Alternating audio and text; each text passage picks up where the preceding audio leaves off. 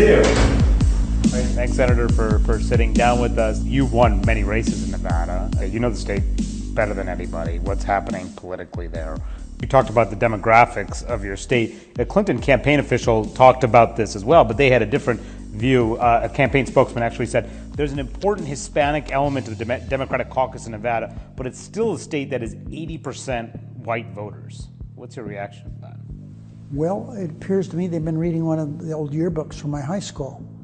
They're way behind times. If you were to handicap Bernie versus Hillary in the state, who's the favorite? Who's It's a win? close election. You know, I've always thought that the Democratic primary was going to be a Democratic primary.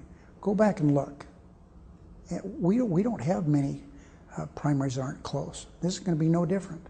If you go back the last many decades, they've all been pretty close. Clinton won one of the states already. Sanders won another state already. No matter what happens in Nevada and South Carolina, the race is going to go on. You think it's a toss-up? I think it's going to be very close. It can go either. Do you think it can really go either way? I think it's going to be close. Interesting. You think that it's going to go a long time. Do you think there's any possibility that we could be going into a Democratic convention without a consensus nominee? I don't know, but it'd be kind of fun.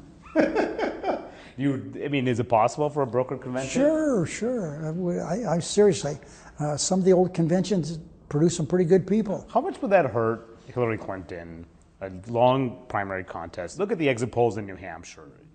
There's a lot of concern about her trustworthiness and a lot of negatives that have come out about her. What you guys have not reported, and that's not just you, journalists generally. You know, this Citizens United is a very, very poisonous thing. I don't know how much money has been spent against Hillary Clinton in the last 3 years, not last 3 months, 3 years.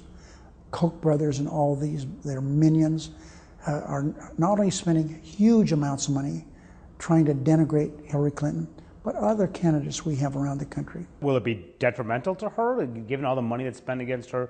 Will it hurt her? Of course it already has. Why do you think her numbers are changed around? Because of all the millions of dollars spent against her. You always like to assess the Republican field. What do you think of Donald Trump right now? Do you think he will win the Republican nomination? He's doing just fine. He's a person that's authentic. You may not agree with his authenticity, but he's authentic. And people like that. He speaks his mind, which reminds me of me once in a while. I think that that's something that's refreshing. He just says whatever he thinks is appropriate. I think some of the stuff is not so good, but he does that. People have identified with that.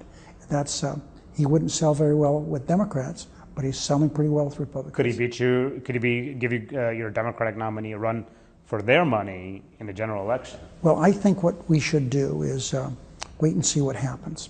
I don't know. There's still 7 of them left. It appears at this stage that he and Cruz are the front runners, and the rest are kind of playing catch up. So we'll see. Rubio says on the campaign trail often that Democrats are most scared of him.